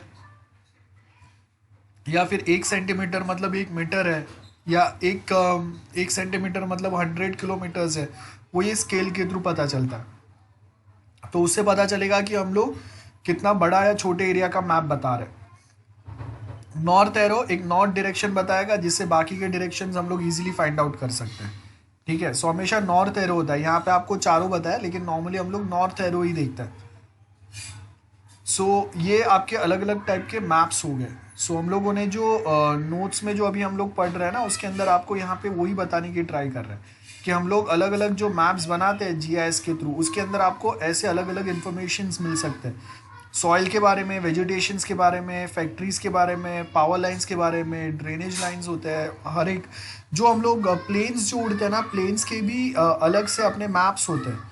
ओके, आपको अगर पता है नहीं पता है आई डोंट नो, लेकिन हवा में भी ट्रैफिक सिग्नल्स होते हैं। अगर वो वहाँ पे अगर सिग्नल है, मतलब कोई दूसरा फ्लाइट वहाँ से जाने वाला है, तो उसको थोड़े टाइम वहाँ पे ही घूमना पड़ेगा, उसके बाद वो रोड से जाएगा या और कोई रूट से जाएंगे, बराबर है। तो ये सारे जो टेक्निक्स है वो आपको एयर में भी मिलते हैं, और उसके भी अलग से हम लोगों के मैप्स होते हैं। सेम वे वाटर लाइंस जो होते हैं उसके भी मैप्स होते हैं। तो अगर शिप्स कहीं से चल रहे हैं तो उसके भी मैप्स होते हैं। अगर हम लोग अगर अरेबियन सी में जा रहे हैं तो वहाँ पे हर 2, 4, 5 किलोमीटर पे कोई स्टेशन नहीं आएगा कि भाई ये वाला ये स्टेशन है, इसके आगे ये स्टेशन आएगा। पूरा पानी ही पानी है, कितने भी किलोमीटर चले जाओ। तो वहाँ पे भी आपको ऐसे मैप्स ही हेल्प करते हैं, जो आपको एग्जैक्ट कोऑर्डिनेट्स के थ्रू एंड डायरेक्शन बताते हैं। So what GIS can do. So यहाँ पे अगर आप देखेंगे, सबसे पहले आपको यहाँ पे देखो एग्जांपल्स दिए हैं हम लोग के पास। जियो स्पेशल डेटा मतलब हम लोगों ने जो डेटाबेस कनेक्ट किया है अपने मैप्स के साथ में, वो आपका जियो स्पेशल डेटा हो गया, जो हम लोग एनालाइज करेंगे। उसके थ्रू क्या क्या चीज़ें एनालाइज कर सकते हैं, location feature and relationship of other features. जैसे अगर मैं बोल रहा हूँ कि हम लोगों को एप्पल अगर उगाना है, तो एप्पल के लिए एग्जैक्ट बेस्ट लोकेशन कौन सा है। महाराष्ट्र में आपने देखा नहीं रहेगा ज़्यादा एप्पल का कहीं पे खेती होता है, लेकिन वो कश्मीर साइड पे होता है। सो ये हम लोगों को कैसे पता चला कि कश्मीर में ही एप्पल का खेती हो सकता है, क्योंकि वहाँ का हम लोगों ने वेदर स्टडी किया, और वो वेदर स्टडी करने के लिए we took the help of GIS. where most and at least of some features exist, the density features of given in a given space वो देख सकते हैं। what is happening inside an area of interest। so area of interest कौन सा है, और कहाँ पे आपका जैसे आप देखो कि महाराष्ट्र या उसके आगे का ज़मीन जो है वो ब्लैक है, तो हम लोगों को पता चला कि जब स्टार्टिंग में जब दो कॉन्टिनेंट ही हुआ करते थे बड़े बड़े, वो टाइम पे इंडिया जो है वो पार्ट ऑफ अपने वो ज्योग्राफी में पढ़ा रहेगा, राइट, कि वो बहुत छोटे जब डायनासोर्स थे वो टाइम पे बहुत छोटे छोटे दो कॉन्टिनेंट्स ही थे बड़े बड़े, जो बाद में फिर अर्थक्वेक की वजह से टूटते गए, जिसमें से फिर छोटे छोटे अलग अलग वापस सब पार्ट होते गए। फिर जैसे जैसे सालों साल गए वैसे वैसे इंडिया जो है वो थोड़ा थोड़ा स्लाइड होते होते होते होते अभी जो हिमालय जो है उसके साथ टकराया। आप देखो आज भी हिमालय का जो साइज़ है वो बढ़ते जा रहा है। आपने देखा रहेगा कि माउंट एवरेस्ट जो है पहले जो इंडिया चाइना और नेपाल के साइड से जो मेजरमेंट था, उसके बाद अभी इंडिया ने वापस जो मेजरमेंट प्रेजेंट किया उसमें माउंट एवरेस्ट का हाइट वापस बढ़ गया। मतलब they are the youngest mountains जो अभी भी बढ़ रहे हैं। बढ़ने का मतलब क्या है, दो टेक्टोनिक प्लेट्स जो है वो अभी भी एक दूसरे के पास आ रहे हैं। सो इन शॉर्ट माउंटेन्स कभी बनते हैं जब दो टेक्टोनिक प्लेट्स एक दूसरे को कोलाइड करते हैं, और वो कोलिजन से क्या होता है, वो दोनों प्लेट्स एक दूसरे के साथ में ऊपर ऊपर ऊपर जाते हैं, और वो जो ऊपर जाते हैं वो हम लोग के एवरेस्ट है या पहाड़ बोलते हैं उसको। सो कहाँ पे पहाड़ है, कहाँ पे अभी जब इंडिया जब स्लाइड हो के आगे आ रहा था लॉरेशिया या वहाँ से, तो वो टाइम पे हम लोगों ने देखा कि वहाँ पे कहीं पे वॉल्केनोज थे, और वो वॉल्केनोज कंटिन्यूसली इरप्ट हो रहे थे। और वो जब इंडिया जो है वो पूरा ये इंडिया का जो एक लैंड मास है वो पूरा जब वो एरिया से पास आउट हुआ, तो वो टाइम पे महाराष्ट्र और उसके नीचे के जो रीजन्स है वहाँ पे वो वॉल्केनोज कंटिन्यूसली इरप्ट हो रहे थे। इसके लिए हम लोग को वहाँ पे ब्लैक सॉइल मिलता है। ये सब हम लोग ज्योग्राफी में पढ़ते हैं। सो बेसिकली हम लोग यहाँ पे बता रहे कि अगर कहीं पे रेड सॉइल है तो उसका मेन रीज़न क्या है, कहीं वहाँ पे मट्टी में आयरन का परसेंटेज ज़्यादा होता है, कहीं पे ब्लैक सॉइल है तो उसका रीज़न क्या है। अगर मुझे कॉटन अगर फार्म करना है तो वो मैं ब्लैक सॉइल में ज़्यादा कर सकता हूँ। शुगर फार्मिंग, शुगर केन्स हम लोग कहाँ पे फार्म कर सकते हैं कहाँ पे हम लोग आप देखो कि जो कॉफ़ी प्लांटेशंस है एंड टी प्लांटेशंस है वो हर एक रीजन में नहीं हो सकते। जो ब्रिटिशर्स जो थे ना, वो ब्रिटिशर्स ने देखा था, उनको चाय का बहुत ज़्यादा शौक था, और उन्होंने देखा कि China was the only place at that point of time जहाँ पे टी फार्मिंग होता था, चाय का खेती होता था, ठीक है। बाद में वहाँ से ब्रिटिशर्स जो है वो वहाँ से वो पौधा, वहाँ के वो जो प्लांट्स है टी प्लांट्स जो है वो इंडिया में लेके आया, और उन्होंने फाइंड किया कि असम और उसके आजू बाजू के जो रीजन्स है ना, दे आर द बेस्ट। वहाँ पे चाइना जैसा क्लाइमेट आपको वापस मिलता है, और उसकी वजह से वहाँ पे हम लोग फार्मिंग कर सकते हैं, और इसी की वजह से टी प्लांट्स आपको वहाँ पे ही मिलता है, और कहीं पे चाय का खेती आपको नहीं मिलेगा। सो अगेन वो हम लोगों ने स्टडी किया। सो कुछ भी अगर हम लोगों को प्लांटेशंस करने हैं, कोई प्लांट्स लगाने हैं, कोई स्पेसिफिक टाइप के फूड्स का अगर खेती करना है, सो कहाँ पे कर सकते हैं वो भी आपको पता चलता है। आप देख लो कि ग्रीन रिवोल्यूशन जो आया था,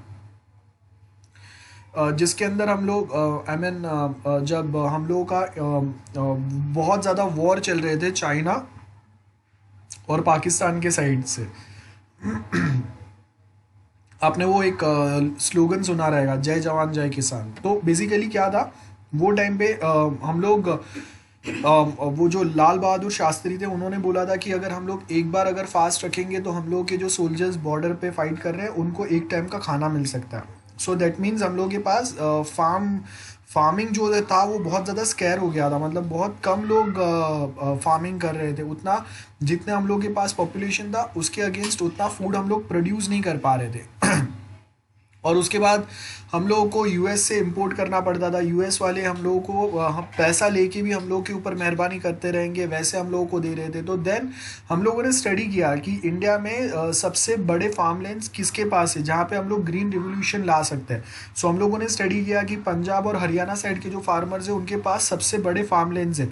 तो गवर्नमेंट ने क्या किया, उनको ज़्यादा से ज़्यादा जो प्रोडक्शन बढ़ाने के लिए जो हम लोग क्या बोलते हैं फार्मिंग के लिए हम लोग क्या देते हैं, पेस्टिसाइड्स और इंसेंटिव्स। या सो वो जो बेसिकली फार्म बढ़ाने के लिए आर्टिफिशियल वे में अगर वो ज़्यादा वीट वहाँ पे ग्रो कर सके, तो उसके लिए जो फर्टिलाइजर्स रिक्वायर्ड है वो फर्टिलाइजर्स उन्होंने वहाँ पे प्रोवाइड किए, बाकी जगह पे नहीं। तो आप देखो कि ग्रीन रिवोल्यूशन अगर आप बात करोगे ना, तो वो नॉर्थ साउथ इंडिया में या ईस्ट इंडिया वहाँ कहीं पे आपको नहीं दिखता है। वो आपको कहाँ पे दिखता है, जो मेन रिवोल्यूशन आया था फार्म रिवोल्यूशन, वो आपको पंजाब हरियाणा साइड पे मिलता है। अब उनको फर्टिलाइजर्स और पेस्टिसाइड्स यूज करने का इतना ज़्यादा हैबिट हो गया है कि आज भी वो लोग के पास फार्मलैंड बहुत ज़्यादा है, लेकिन अभी भी वो सेम जो पहले का टेक्निक था ना, उससे उनको आदत हो गया है कि ओके ये यूज़ करके, ये फर्टिलाइजर्स एंड पेस्टिसाइड्स यूज़ करके मैं बहुत कम टाइम में ज़्यादा फार्मिंग कर सकता हूँ। तो उसकी वजह से वहाँ का जो ज़मीन है उसके ऊपर इफेक्ट पड़ रहा है। सेकेंड थिंग, बहुत ज़्यादा पेस्टिसाइड्स ओवर यूज़ करने से कंपनीज, पेस्टिसाइड कंपनीज जो है ना, वो अपने प्रोडक्ट बेचने के लिए उनको बहुत अच्छे वे में एडवर्टाइज करते हैं। वो ये नहीं बताते कि वो बहुत ज़्यादा हार्मफुल है, और पंजाब के फार्मर्स जो है वो बहुत ज़्यादा लेवल पे उसको यूज़ कर रहे हैं। और इसके लिए अभी हम लोग नया ग्रीन रिवोल्यूशन लाने का बात कर रहे हैं, ठीक है, क्योंकि आप देखो कि पंजाब में अभी इतने ज़्यादा पेस्टिसाइड्स यूज़ करते हैं कि वहाँ से एक ट्रेन निकलता है जिसका नाम ही कैंसर ट्रेन है, जिसमें आपको हर एक मेंबर या उसके फैमिली मेंबर मिलेंगे जिसके फैमिली में कोई ना कोई एक पर्सन को कैंसर है। इतना इतना प्रॉब्लम हो गया है। तो ग्रीन रेवोल्यूशन वो टाइम पे हम लोग को बहुत ज़्यादा हेल्पफुल हुआ। वो टाइम पे हम लोगों का फूड स्कैरसिटी जो था वो तो दूर हो गया, लेकिन उसके बाद अभी भी हम लोगों को वो प्रॉब्लम चल रहा है। अब नेक्स्ट ग्रीन रिवोल्यूशन हम लोग बोल रहे हैं कि वो ईस्ट इंडिया में आ सकता है, ईस्ट साइड, इंडिया के ईस्ट साइड पे, क्योंकि वहाँ पे वेजिटेशंस के लिए बहुत ज़्यादा प्लेस है। वहाँ पे अभी भी बहुत ज़्यादा ऐसे लोकेशंस है जहाँ पे अभी भी वो प्लेसेस को इतना ज़्यादा एक्सप्लोर नहीं किया गया है। वहाँ के लोकेशंस पे अगर आप देखेंगे तो वहाँ के लोग आराम से जितना एक बार में नेचुरल वे में खेती होता है वही करता है। तो अभी जो हम लोग ग्रीन रिवोल्यूशन का बात कर रहे हैं ना, ईस्ट इंडिया में, नॉर्थ ईस्ट इंडिया आप पकड़ लो, सो वहाँ पे हम लोग मेनली इसके ऊपर फोकस कर रहे हैं कि लेस पेस्टिसाइड्स या नो पेस्टिसाइड्स, नेचुरल फार्मिंग, उसके ऑर्गेनिक। यस ऑर्गेनिक बोलते हैं, यस ऑर्गेनिक फार्मिंग वे में हम लोग कैसे ज़्यादा फार्म कर सकते हैं, उसके लिए हम लोगों ने वहाँ पे प्लेसेस फाइंड किया। आप देखो कि नॉर्थ ईस्ट साइड से आपको बहुत सारे प्रोडक्ट्स मिलते हैं, या मुंबई में भी आपको बहुत सारे लोकेशंस पे मिलेंगे ऑर्गेनिक फूड्स। तो वो मेनली वहाँ से ही आता है, और अभी हम लोगों को वापस उसकी ज़रूरत है, बिकॉज बहुत ज़्यादा इंपोर्ट जो हम लोग अभी भी बहुत सारे प्रोडक्ट्स जो है फूड वो बाहर से इंपोर्ट करते हैं। और अभी जो पेंडेमिक सिचुएशन आया है, वैसा सिचुएशन अगर इससे भी वर्स सिचुएशन अगर फ्यूचर में कभी आता है तो हम लोग यहाँ पे आधे लोग भूखे रह जाएंगे, ऐसा भी हो सकता है। क्योंकि अगर लॉकडाउन अगर बहुत ज़्यादा टाइम तक रहा या कंट्रीज़ में कभी ऐसा कुछ हो गया, अभी हम लोग ये सिचुएशन के बाद हम लोग अज्यूम कर सकते हैं कुछ भी हो सकता है। सो उसके लिए हम लोग green revolution, next green revolution north east में प्लान कर रहे हैं, और वो भी ऑर्गेनिक वे में, मतलब लेस पेस्टिसाइड्स यूज़ करके। तो वो सारे हम लोगों ने जो स्टडी किया है वो GIS के थ्रू हम लोगों को मिला है, और उसको और डिटेल में स्टडी करने के लिए now we are using IRNSS या NavIC kind of a systems. So देखो यहाँ पे आपको क्या बोला है, मैपिंग वेयर थिंग्स आर, क्या होगा, कौन से टाइप का सॉइल कहाँ पे अवेलेबल है, तो कौन से टाइप का फार्मिंग हो सकता है वो हम लोग देख सकते हैं। देन डेंसिटी देखो यहाँ पे क्या बोला है, डॉट। यस बोलो। सो ब्रेक मिलेगा? हाँ रुक जाओ जरा। सो हम लोग के पास नेक्स्ट जो मैप है वो आपको क्या बताता है, डेंसिटी बताता है। कोई एक लोकेशन पे कितना पॉपुलेशन है, या कितना लिटरेसी रेट है, या कहाँ पे ठंडी ज़्यादा है, या कहाँ पे बारिश ज़्यादा होता है, ऐसे कोई भी हम लोग डेंसिटीज़ बता सकते हैं यहाँ पे। या सपोज अगर मैं बोल रहा हूँ फॉरेस्ट का अगर हम लोग बात करते हैं तो कहाँ पे लायन कहाँ पे या टाइगर कहाँ पे ज़्यादा है, वो हम लोग ऐसे वे से बता सकते हैं। सो ये आपका एक टाइप का मैप हो गया। देन कहाँ पे क्राउड, पॉपुलेशन कहाँ पे ज़्यादा है, कहाँ पे ज़्यादा लोग रहते हैं, कहाँ पे कम लोग रह रहे हैं। और कम लोग अगर रहते हैं तो अगर आपको लोगों को माइग्रेट अगर करना है, जैसे इंडस्ट्रीज़ है, तो ये बहुत डेंसली पॉपुलेटेड एरिया में अगर इंडस्ट्रीज़ अगर है तो उनको अपना डेली जो कुछ प्रोडक्ट इंपोर्ट अगर एक्सपोर्ट अगर करना है ना, तो उसमें बहुत ज़्यादा टाइम लगता है। तो आप देखो कि गोदरेज जो है वो विक्रोली से अभी मुंबई के बाहर ही शिफ्ट हो रहा है। तो उसका मेन रीज़न क्या है कि उनको इससे बड़ा प्लेस आराम से वहाँ पे मिल जाएगा, और उनके प्रोडक्ट जो कंपनी पे आते हैं या कंपनी से प्रोडक्ट जो बाहर ट्रांसपोर्ट करना है, वो ट्रांसपोर्टेशन कॉस्ट भी उनका सस्ता हो जाएगा। बिकॉज यहाँ से जब अगर आपको ट्रांसपोर्ट करना है तो कंपलसरी कोई एक स्पेसिफिक टाइम पे ही आप कर सकते हैं, और अगर वो टाइम अगर डिले हो गया तो आपको देन बहुत ज़्यादा ट्रैफिक मिलता है, बहुत ज़्यादा प्रॉब्लम्स होते हैं। तो वो यहाँ पे हम लोग को दिखता है। ओके, देन आपको कहीं पे अगर ऑयल या गैसेस या ऐसा कुछ अगर फाइंड करना है, उसके लिए भी हम लोग GIS का हेल्प लेंगे। Then what is nearby, हम लोग देखते हैं ना रेस्टोरेंट्स नियर बाई मी, या फिर पब्स, या हॉस्पिटल, कॉलेज, ये सब हम लोग जो गूगल करते हैं वो भी आपको यहाँ से इसके थ्रू मिल सकता है।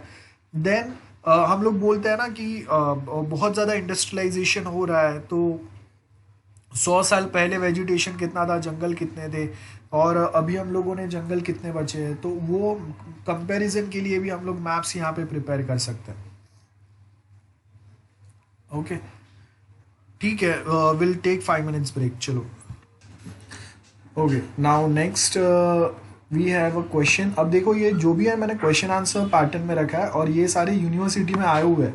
मतलब अगर इस बार भी अगर आप देखोगे तो आपको ऐसे क्वेश्चंस आ सकते हैं, बिकॉज एज आई सेड कि जीआईएस का जो ओल्ड सिलेबस और न्यू सिलेबस है, ज़्यादा बड़े कोई चेंजेस नहीं हुए। आपका 60 to 70% सिलेबस जो पुराना था वैसा ही है, तो आपके क्वेश्चंस भी वैसे ही आ सकते हैं। हाँ, खाली टॉपिक थोड़ा उन्होंने शफल किया हुआ, ऊपर नीचे किया हुआ है, दैट्स इट। अब नेक्स्ट अगर आप देखेंगे एप्लीकेशंस कौन से रहेंगे, कहाँ पे यूज़ कर सकते हैं हम लोग, मार्केटिंग या मॉडल या सेगमेंटेशन में यूज़ हो सकते हैं, नेटवर्क प्लानिंग में यूज़ हो सकते हैं, नेटवर्क डिज़ाइंस में, डिस्पैच के लिए आप देख सकते हो कहाँ पे कौन सा बेस्ट रूट हो सकता है जाने के लिए, वहाँ पे यूज़ कर सकते हो। कस्टमर रिलेशनशिप मैनेजमेंट के लिए यूज़ कर सकते हैं। I give you one more example, आपने अगर देखा सुना रहेगा, हम लोगों का एक टेक्निका या कोई तो एक नाम था, मैं भूल गया। 2016 में डोनाल्ड ट्रम्प जो यूएस का इलेक्शन जीतते हैं, तो वो टाइम पे वहाँ पे एक कंपनी है, अभी तो वो नाम चेंज हो गया, प्लेस चेंज हो गया वो कंपनी का। बेसिकली उसका जो मेन सीईओ है वो टेड टॉक में आता है, टेड टॉक टाइप कोई तो शो था, आई डोंट रिमेम्बर।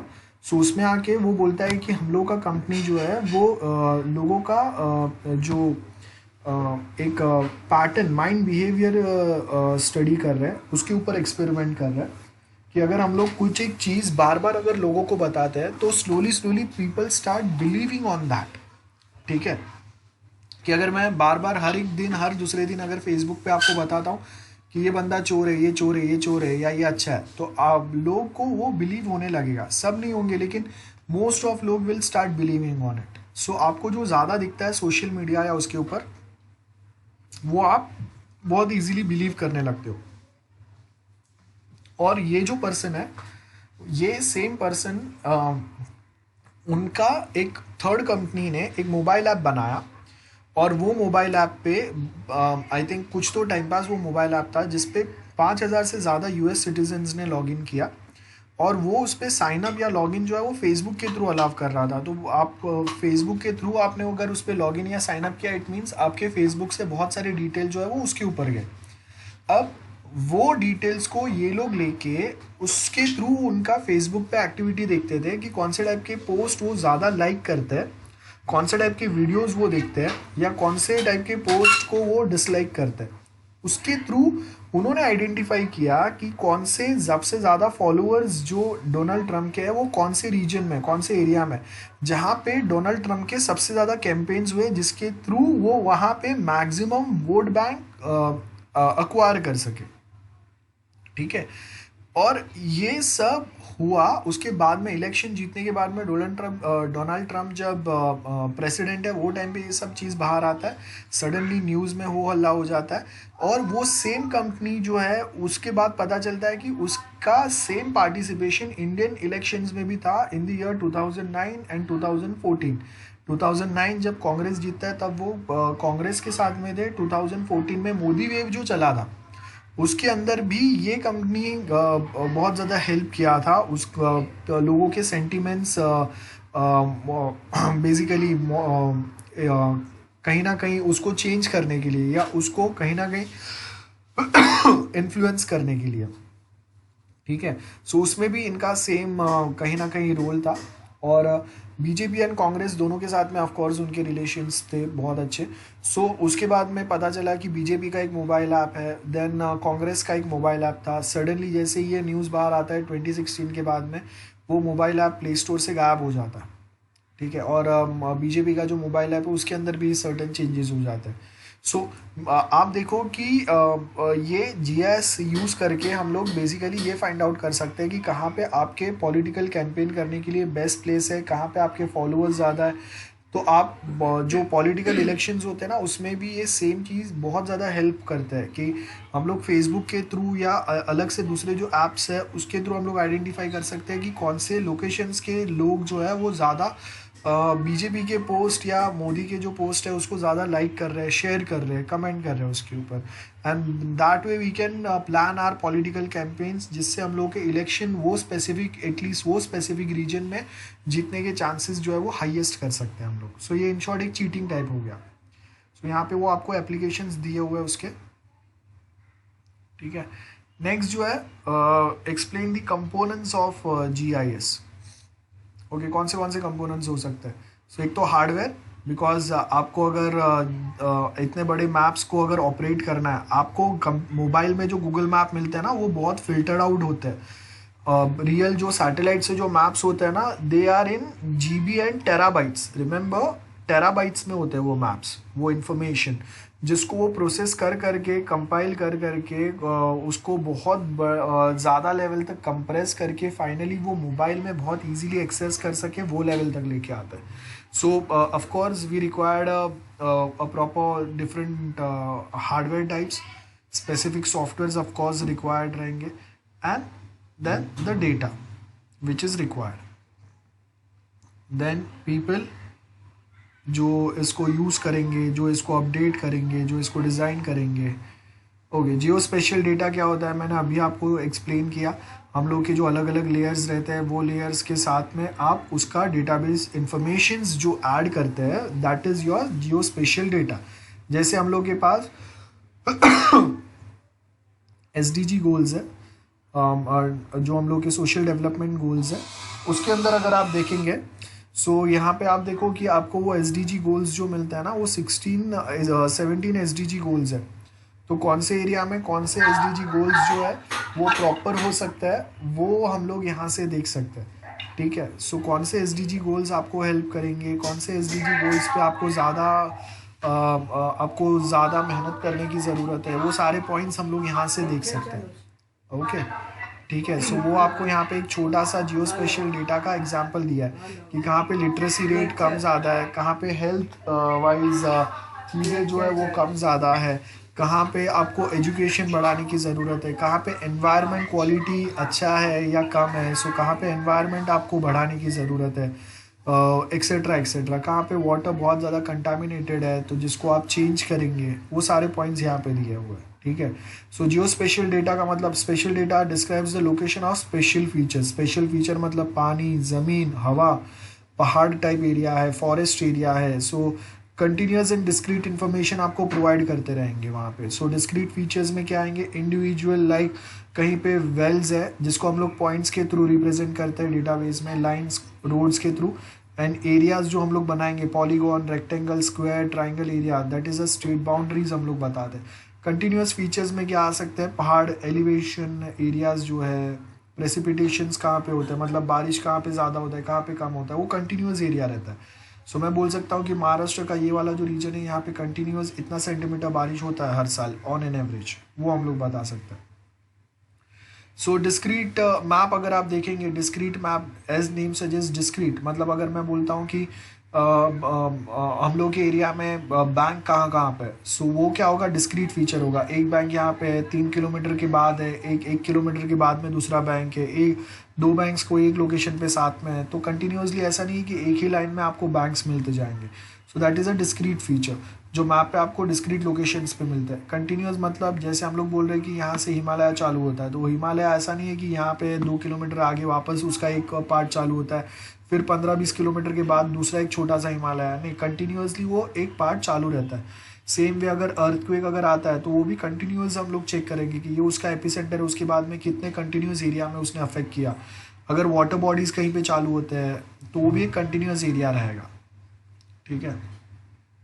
सो ये आपका नेक्स्ट पार्ट हो गया। Then next we have this type of images, raster images. Raster images मतलब ये ब्लॉक टाइप, देखो ये ग्रिड पैटर्न है, जहाँ पे हम लोग को एक इमेज को हॉरिजॉन्टल एंड वर्टिकल लाइन से जब रिप्रेजेंट करते हैं एग्जैक्ट कोऑर्डिनेट वाइज, वो आपका रास्टर इमेज हो गया। अब उसी को आप जब एक नॉर्मल प्लेन पेपर पे अगर डिस्प्ले करते हैं वो आपका वेक्टर इमेज हो गया। तो रियल वर्ल्ड पे आप जब कुछ डिस्प्ले करते हैं ना, तो रास्टर वेक्टर ये दोनों का कॉम्बिनेशन हम लोग रियल वर्ल्ड पे डालते हैं। सो देखो, data models, topology, projection, attribute data, ये सारे आपके अलग अलग क्वेश्चंस हैं।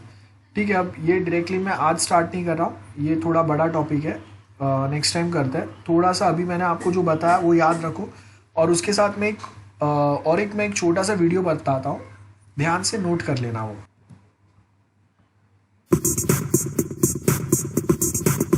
Hello, it's Scott Manley here, and today I thought I would use Universe Sandbox to actually talk about different classes of orbits, because I sometimes use technical terms like sun-synchronous orbit, geosynchronous, Molniya, without really explaining it. And Universe Sandbox is this great place where you can play around with these orbital mechanics. So this is the Earth, obviously, and I've put a satellite into it. I have actually adjusted the Earth so the rotation is around the North Pole exactly.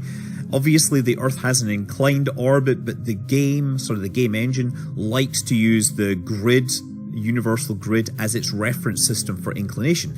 So anyway, yeah, there's basically no satellites that go on this orbit. And the reason is that to get a satellite into orbit, you have to go from a launch site.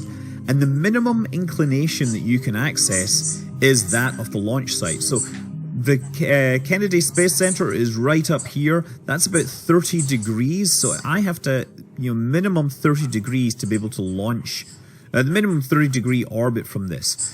And yeah, there that goes. So if you went for the most efficient orbit using the least amount of rocket fuel, that would be roughly the kind of orbit you would end up in. Now, there are many satellites that might do that just because they want to be in space and they want to get as much mass into space as possible. But many Earth observing satellites, they want to cover more of the Earth. And if you look at it, of course, this is only going plus or minus 30 degrees. Anything north of this, the satellite is not going to pass over. So they might go to higher inclinations, therefore, so that they can cover a lot more of the Earth with the things that they are sensing. You see, this satellite orbit is more or less fixed in space, and the Earth rotates underneath it. The ground track is what many Earth-observing satellites are interested in, and so they will pick something appropriate. Now, the inclination of the space station is actually about this far north. It's about 52 degrees, I think, off the top of my head. The reason it's so far north is because it has to be able to launch hardware out of Baikonur. Baikonur is somewhere around here, roughly like that. And to actually launch, they have to be careful they don't just launch eastwards, because then they would drop rocket stages on China. So they actually launch to the northwest, and that is why the space station is at such high latitudes. It's not efficient for the US to launch stuff to the space station out of Florida from this latitude, but they do it because it's an international effort and they want all the partners to be able to reach the space station. But of course, if we're interested at looking at the surface of the Earth, then we won't get anything above 52 degrees. So if you want to see all of the Earth, you have to go all the way up to about 90 degrees. I've got 90.3 but that is pretty much an accurate polar orbit. Now, this particular one is lined up with the day-night of the Earth. And the thing is, the Earth is actually also moving around the sun, so you have to imagine the angle of illumination is actually changing over time. So if you imagine, what's going to happen is over time, the day-night is going to shift. And this may be fine, but it may not be, because your spacecraft is going to have to deal with different illuminations, different solar panel illuminations. What it's looking at on the ground, maybe you might be looking at it at different times of day. So there's a special type of orbit called a sun-synchronous orbit, where this actually freezes, this actually tracks the sun. And that is at an inclination of about 98 degrees. Now, 98 degrees is more than 90, as you've noticed, and that means it's actually slightly retrograde. So the way the sun-synchronous orbit works is that the Earth around the equator is slightly oblate. It is fat. And that extra girth down here wants to pull the satellite orbit down towards the equator. So it would actually want to pull it down like that. But, the satellite in its orbit actually has angular momentum. So instead of getting pulled flat, it starts to rotate around the longitude of the ascending node, starts to rotate like this. And if it just happens to match the rotation of the Earth or the orbit of the Earth around the Sun, then the solar illumination will remain the same. If you want to see the complete details on it, I did a video called The Fat Earth Theory, where we explain this in more detail. Suffice to say, about 9 to 8 degrees is going to get you on a sun synchronous orbit. And that is highly desirable. Now, you can actually go to even higher inclinations, but the problem with higher and higher inclinations is that you'll notice as this thing flies across, it's actually going backwards relative to the Earth. This is a problem because it means that you're actually having to put in more velocity at launch. So there's very few satellites that go in such highly retrograde orbits, but there is at least one nation I can think of that launches satellites onto retrograde orbits, and that is Israel, because they are at the east end of the Mediterranean, and all their people to the east of them are people they don't want to annoy, so they don't want to drop satellite stages on them. So instead, they actually launch spacecrafts, out to the west across the Mediterranean. So that's one strange example of how satellites might end up on highly retrograde orbits. One of the most desirable classes of orbit is the geostationary orbit.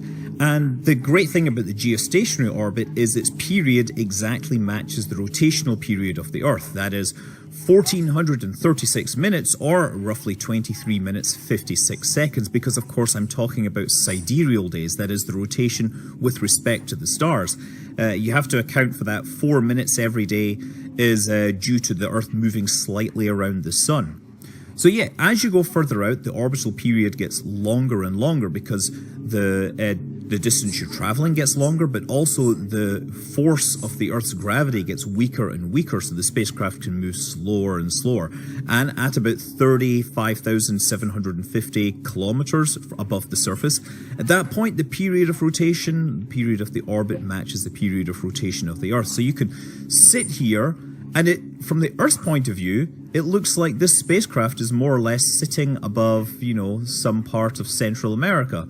Just continuously, just hanging there in space in exactly the same way that bricks don't. But actually, this is, a brick sitting here would in fact do that, because any object placed into a geostationary orbit will stay there. So these are highly desirable. They only work if your inclination is 0, because then otherwise you're going to move up and down, and your spacecraft or your satellite dishes on the Earth are going to have to track it. But the nice thing is, you can have a dumb fixed satellite dish that points exactly at the same place in the sky continuously, and it will track this. So geostationary orbit gets allocated based on countries' claims, and it's not uncommon for countries that have access to essentially lease out their slot in the geostationary ring. There's a number of satellites up there that are doing communications. There's a couple of weather satellites. There's quite a few. There's Himawari, there's GOES 16 and 17. So, it's quite a busy place.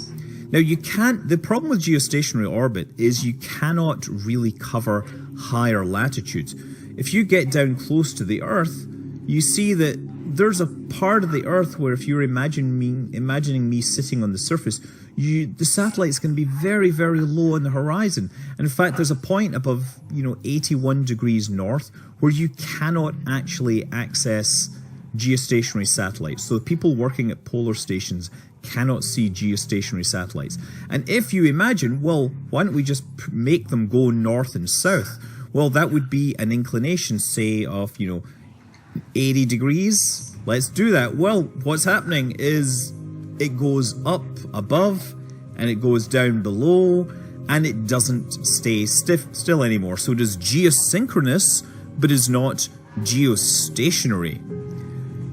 To get those high latitude communications, you need a different kind of orbit. So this glorious ballet of satellites is what we would call a Molniya cluster. It is a solution to provide telecommunications for high latitudes. So if we say look at up in the tundra in the north of or north of Canada and all that, they can communicate with Molniya 1 right now, but it is about to start falling back down. But the good news is that Molniya 2 is currently rising, and it is now providing the telecommunications. So the great thing about this design is that as these things are on highly eccentric orbits, they come out, and when they're out at apogee, they are moving very slowly, so satellite dishes can track them without moving too quickly. And they, of course, provide continuous communication at these high latitudes. Of course, the big downside compared to geostationary orbit is the satellites are not stationary, so the satellite dishes on the ground have to be smart enough to track. Also, they have to be able to switch across satellites, because one satellite is about to start dropping down, but the good news is another is rising to take its place. So the satellite equipment on the ground will switch over, and continuous communications at high latitudes is possible with this kind of cluster. So the important numbers here are the period is 718 minutes, that is half a sidereal day. The inclination is 63.4 and this. सो यहाँ पे अगर आप देखोगे एक जो होता है जो इक्वेटर के पास होता है, जिसको हम लोग जियो स्टेशनरी बोलते हैं. जियो स्टेशनरी मतलब आप जब ये अर्थ के इक्वेटर के पास होता है ना, जो वो इक्वेटर के पास वाला सैटेलाइट हमेशा आपको एक ही सेम पोजीशन पे स्टेबल मिलेगा, बिकॉज वो अर्थ जो स्पीड पे घूम रहा है, रोटेट हो रहा है, वही सेम स्पीड पे वो सैटेलाइट भी घूमते रहता है उसके साथ में. तो आपको हमेशा एक स्पेसिफिक पोजीशन पे ही वो सैटेलाइट, मतलब अगर इंडिया के ऊपर है तो इंडिया का मतलब अर्थ पे इंडिया जो स्पीड पे घूमते रहेगा वही स्पीड पे वो सैटेलाइट घूमेगा, जिससे वो हमेशा इंडिया के ऊपर ही मिलेगा वो सैटेलाइट. स्टेशनरी बोलते हैं, स्टेशनरी मतलब एक ही लोकेशन पे रुका हुआ. तो अब इक्वेटर के पास जो कंट्रीज है ना, उसके लिए तो ये जियो स्टेशनरी ऑर्बिट जो है वो प्रॉपरली काम करता है.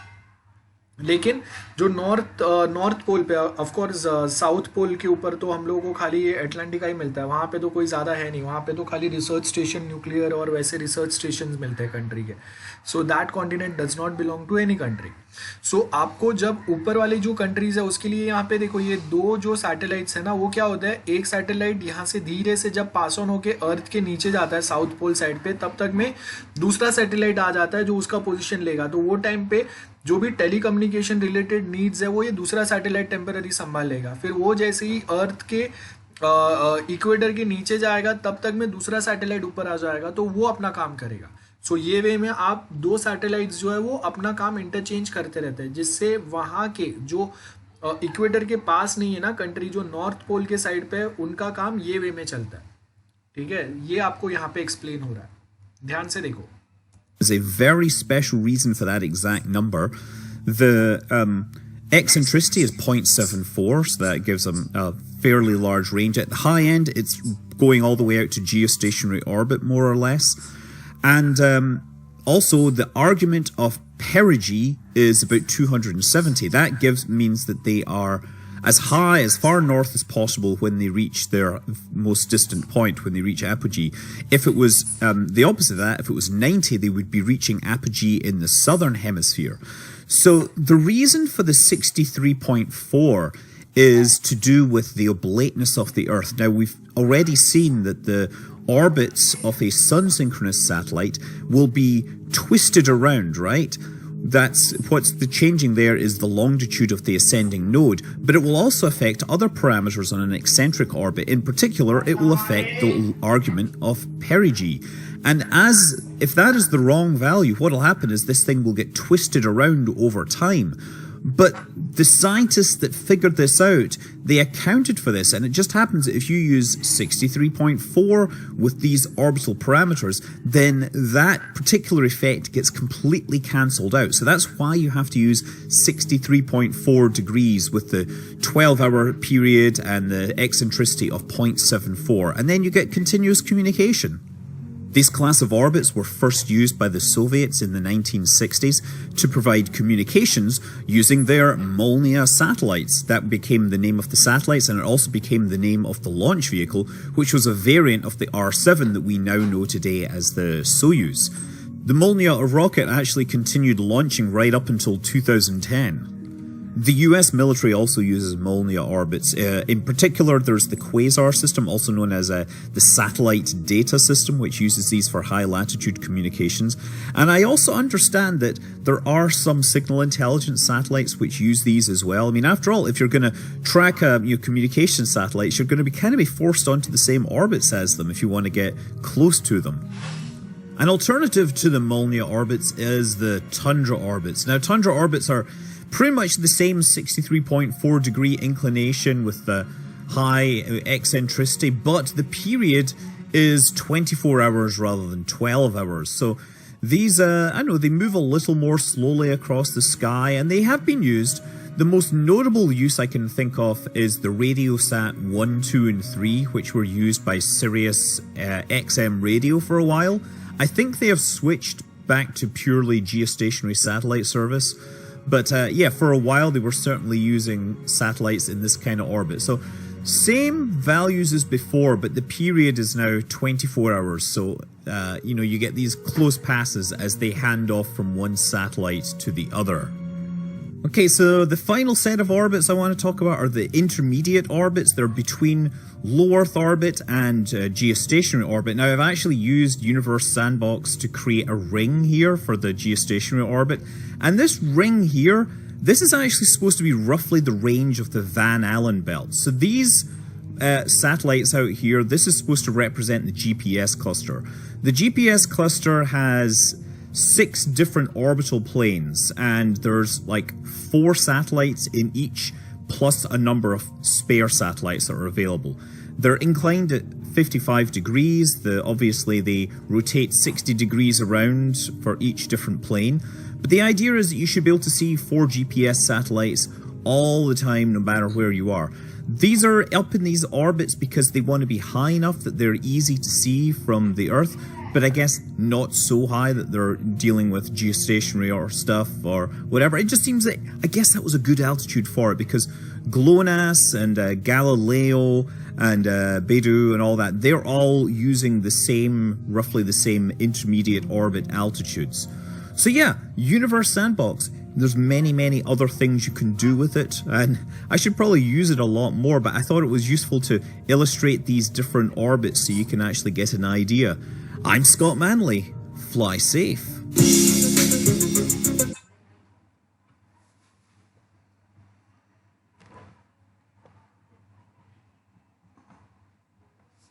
Okay, so that's it. इसके आगे का जो भी है हम लोग नेक्स्ट लेक्चर देखेंगे। ये वाला पॉइंट्स याद रखना, आगे जो लेक्चर्स हम लोग करेंगे उसमें वापस हम लोग ये सेम वीडियो जो अभी देखा है वो डिस्कस करेंगे, ठीक है।